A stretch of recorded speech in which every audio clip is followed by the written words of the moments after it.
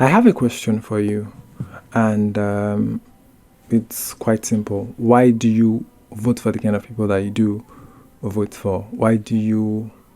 And it's sort of like a repetitive cycle. You vote for a kind of people who get to think in a specific kind of way. Why do you think you vote for them? The answer might not be far-fetched. It's ideology, your political ideology.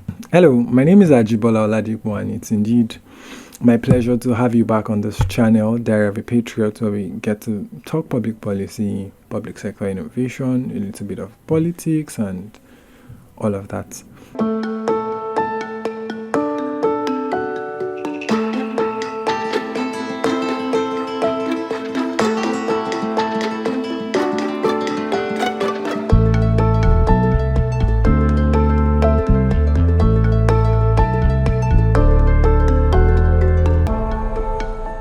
Today we are discussing political ideology.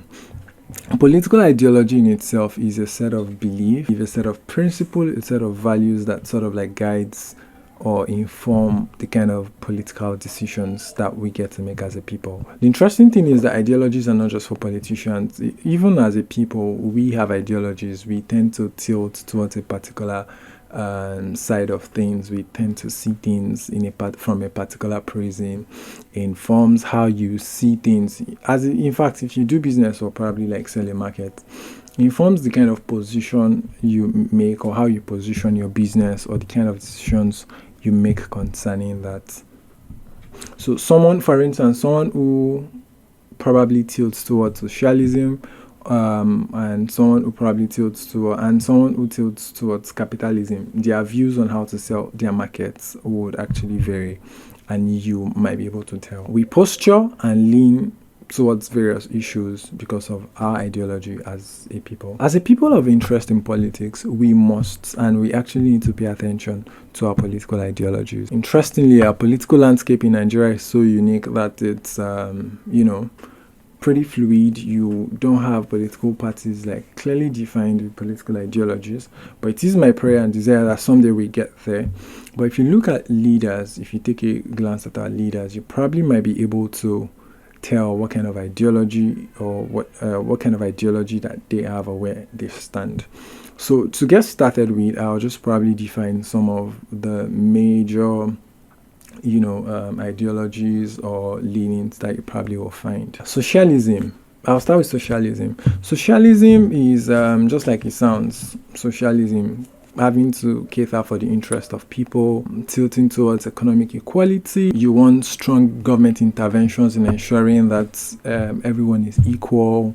They want governments to tax the rich more, so that more than they tax the poor, so that the dividend of that can trickle down to affecting the lives of the poor, and in that way redistribute wealth. So you would actually have to think of policies that prioritizes access to public health care, or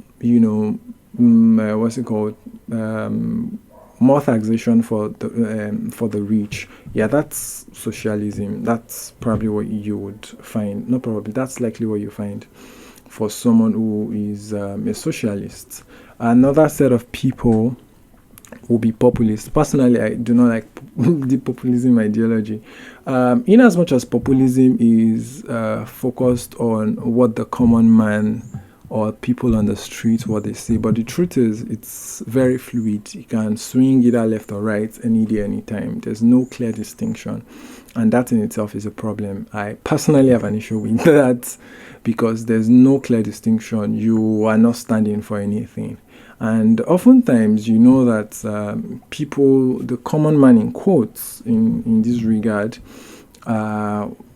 their voice is usually agitation against the elite class. So it's also not clear, and many times can be very, very emotional. Sometimes it can fling towards the left or the right side of things. I'll get to explaining what left or right mean. Towards the right are the conservatives, where you have traditional value, and on the left you have those who tend to clamor for rights that can be very liberal and clamor for social justice, for human rights, and all of that. Another category will be liberalism. Liberalism is individual freedom. Individual freedom, an active government that provides social services. They want democracy. That's what you find with a liberal. You might actually want to think of policies, what's it called, a leader that will promote policies that promote free speech, human rights, access to social services and welfare. That's liberalism. On the other hand, conservatisms, or those who are conservatives, they value tradition. They'll prefer that there's limited government intervention or interference on even like free market, to ensure that there's free markets. Let government do their thing, let people do their thing, let private sector participation be let private sector participation be encouraged, let private sector do their thing, let it be a bubble. Yeah, like let everyone just be happy. That's what you are likely to find conservatives to think. So if you are looking for a political party or a set of people that would promote private sector participation or private sector development and ensure that traditional institutions maintain they are preserved the way they're supposed to be, then you're actually talking about conservatives. So there is also libertarianism, and for this set of people, they really champion individual freedom. They want minimal government interference. They want deregulation. They want free markets. If you're thinking of personal liberties and you're thinking anything deregulation, just let government deregulate everything. Let everybody do their thing, and let's have our personal liberties. Yeah, those are those that belong to the school of thought of libertarianism. Yeah. So I want you to actually take a closer look at the policies of your governor. Take a closer look at the policies of past presidents we've had in this country, and kindly tell me, what political ideology do you think they sort of have? Where do you think they stand? In Nigeria, I know we talk about progressives and progressivism. Yeah, it's more about seeking reform and innovation in governance, and most of the time advocating for social justice, advocating for human rights, inclusivity, technologically driven innovations in our polity. And as it sounds, progressives is supposed to be future forward. So and then apart from progressives, you're probably thinking, you probably think of conservatives, those that want to keep things traditional. But beyond that, beyond all of those labels, what kind of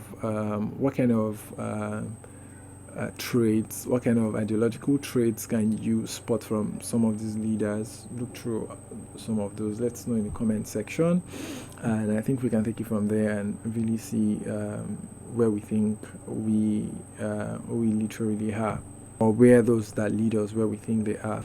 Or maybe you are even beginning to wonder that, does this leader even have any ideological framework, or this person is just doing things based on vibes?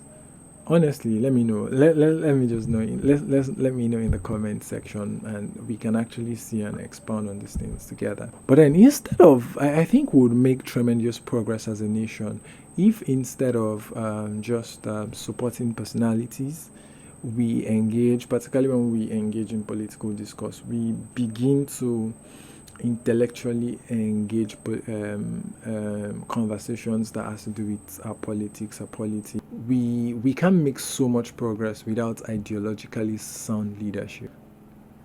Yes, we can't. We sincerely cannot make significant progress if that is not clearly defined. So we need ideologically sound leadership, and so we need to look beyond the fluff. We need to really know what we want. So when you're engaging in political discourse, I know how we stand people and say, my right or die. I do say those things also. We all say those things.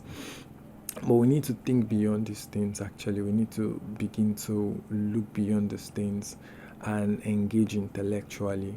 We should, at the core of that, yes, ensure that our country, our love for our country, allegiance and patriotism to our country supersedes the love we have for any leader. So, I think another question you should also answer is: are you personally, are you liberal? Are you conservative? Are you where do you think you also? So, are you a liberal? Are you a liberal? Are you conservative? Are you socialist, or you're somewhere in between? Where exactly do you think you fall?